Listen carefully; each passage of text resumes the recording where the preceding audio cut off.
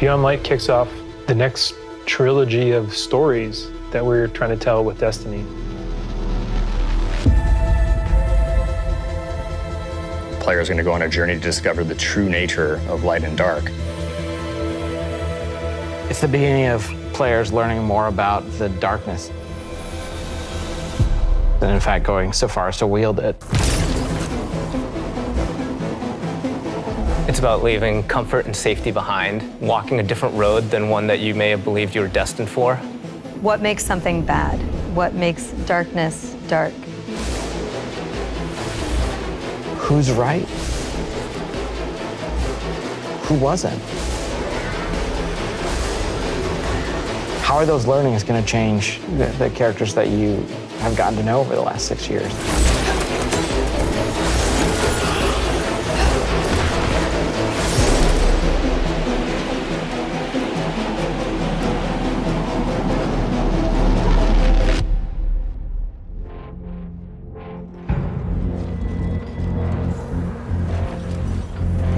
Beyond Light's really the beginning of a new adventure. Guardians, for the longest time, have been bathed in the light, sort of this altruistic force fighting back evil. And now we're starting to move into that gray area between the light and dark. If the darkness reaches out, we must reach back. I will not sanction this. In Season of Arrivals, the Vanguard is divided. You have some characters telling you, we should fight these ships, and we have other characters who are saying, no, we should find out what they want. We should get to know them and understand more. But it definitely comes to a head. This next year in Destiny is really just about how all the different characters and factions are reacting to these disappeared destinations and what that means as the pyramids have arrived in our system, not for the first time, but for the second time.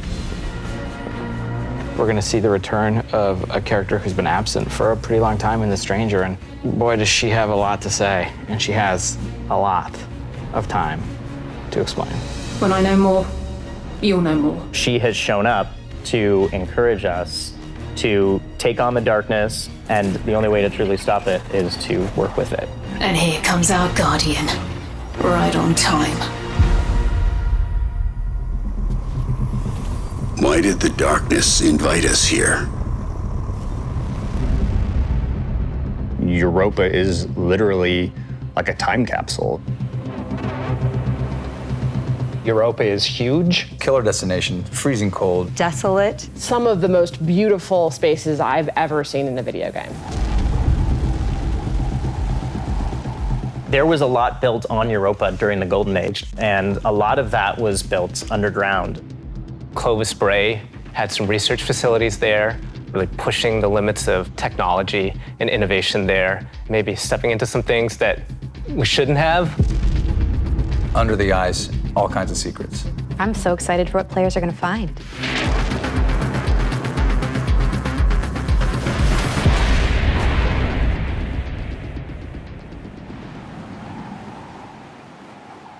The storm on Europa was actually something we've wanted to do for a long time. We wanted it to feel harsh.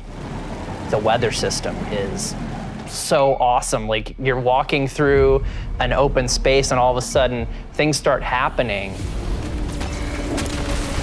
Coming across like Fallen or Vex for the first time, you can barely make out the glow in their eyes. The sound of the wind, the ice will change based on what the weather is looking like.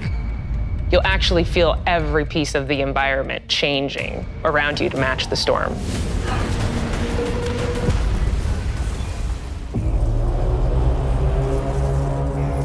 Europa itself is a pretty foreboding place. Eramis is there in advance of us, and she set up a forward base. She has lieutenants who have gotten their hands on Stasis, gotten their hands on the darkness, and they're learning to wield it. One by one, we will rise again. And so I think her motivations are really interesting too. Today, we begin breaking free from our chains. Eramis really challenges a lot of the ways that we think about light and darkness. She's going to make you think about your relationship with the Traveler. She's a compelling leader, and she has a vision. And especially after the collapse of their society, people, I think, the Fallen wanted someone to follow. Is the light going to be enough? I think we've seen that we need some new tools to fight our enemies with. Maybe it's time to fight fire with fire, or ice with ice.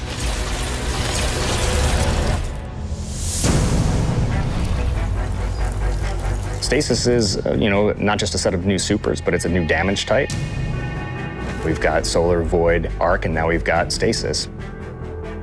The idea for Stasis all really came back from the gameplay idea of freezing someone. That was kind of the theme that everyone kind of rallied behind. Dima's an amazing concept artist, had some images that really kind of put us on the right path. What really was landing with that was the more crystalline notion. So when we say cosmic ice, that's kind of where the cosmic comes in. Once he freezes solid, I'm able to hit him again and just shatter him in pieces. The pieces break apart and explode into sharp shards that can damage you. So all of that kind of came together when we landed on that theme.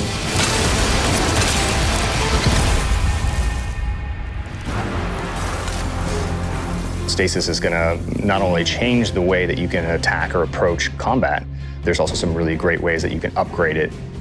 Then you start getting into like the more interesting parts, things that we're calling aspects and fragments, which are additional ways to modify your subclass. Aspects are a little bit more potent, and then the fragments are the things that are class agnostic, but depending on what your class is and depending on what your aspects are and how you want to play, you're probably going to be starting to select different ones in there. This is just the beginning for Stasis. We're going to continue to expand on it. We're just excited for players to get their hands on this.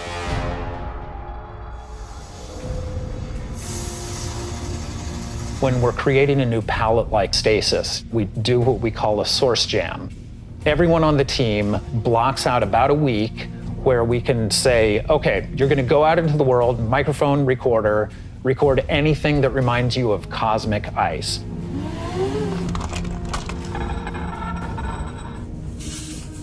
That gives us the palette that we can build the eventual sounds out of.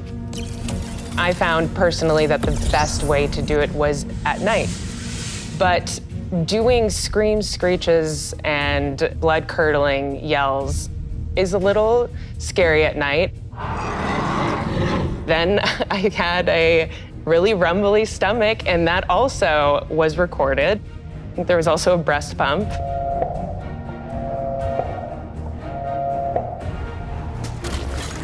You have to make use of what you got.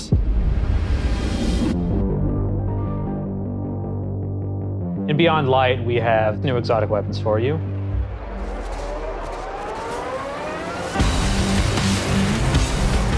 No Time to Explain is coming back. Instead of just being the gun that refills your magazine when you land precision hits, you actually get a little time portal, and it starts spitting out rounds alongside you. You can actually have that on top of the Arc Soul, so you can be your own little mini firing squad you build for it. Another one we have is the Laments. It uses up your sword's energy to give yourself a new combo that ends up in a big spinning slash. Probably the largest selling point for a lot of people is that it slices right through barrier champions. I think the largest draw for most people is actually going to be the fact that it is a chainsaw sword. Maybe. Yeah. For Beyond Light, we really wanted to create exotic armor pieces that formed a key part of your build around which all the other parts of your build could revolve. For example, the Titan gets the Icefall Mantle, which is a set of exotic arms that looks like it is crafted from Golden Age tech. When you activate it, you sort of slam your arms down, create a burst of stasis energy, and then you cover yourself in an overshield. The Warlock exotic is Necrotic Grip. If you are facing a wave of thralls running at you, you can nail them with your melee attack, and it starts to burst and sort of cascade through the whole group.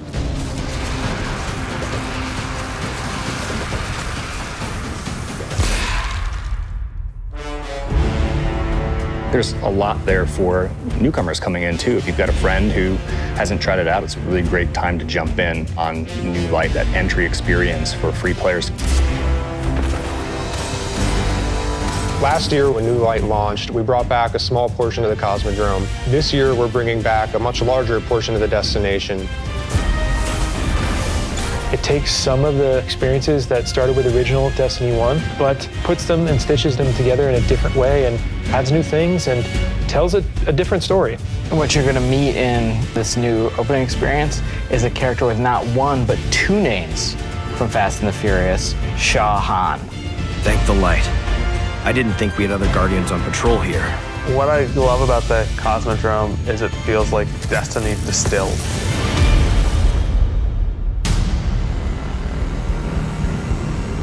Season of the Hunt picks up where Arrival's left off. Other forces are taking advantage of the darkness to make their move forward, including Xivu Arath, a sister of Oryx, and she's taking this opportunity to build up an army. And we're working with Osiris to try to stop her. Osiris goes out, stumbles across these hive growths that are driving combatants crazy.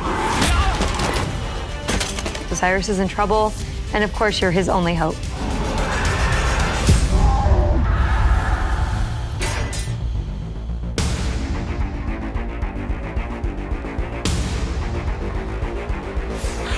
We warned you it was going to be dangerous down here.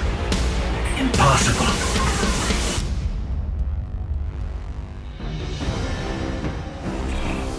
We finally catch up to what we saw at the end of Forsaken, where we saw Aldrin being brought back to life by a ghost. Aldrin, who now refers to himself as Crow, he doesn't know what he did. The slate's been wiped clean when he was resurrected as a Guardian. We know what he's done, and we know what he could be capable of doing. So now we're going to spend some time watching him go back and forth. And that's going to question how we look at him, how we look at ourselves, how we look at the light, how we look at darkness. In Season of the Hunt, we're partnering with the Crow and Osiris to take down the High Celebrant. It's creating these cryptoliths around the system, and those cryptoliths are attracting Elixian Cabal and corrupting them. So Xivu Arath is essentially corrupting herself and army, and it's our job to put a stop to it. I'm really excited to see Xivu Arath fleshed out more and to find out more about her relationship with Savathun and what that means for year 4 of Destiny. Savathun has been placing dominoes, and at the end of year 4, she's gonna knock down the dominoes. We're gonna see what she's been really up to. And so this year, she's putting the last pieces in place.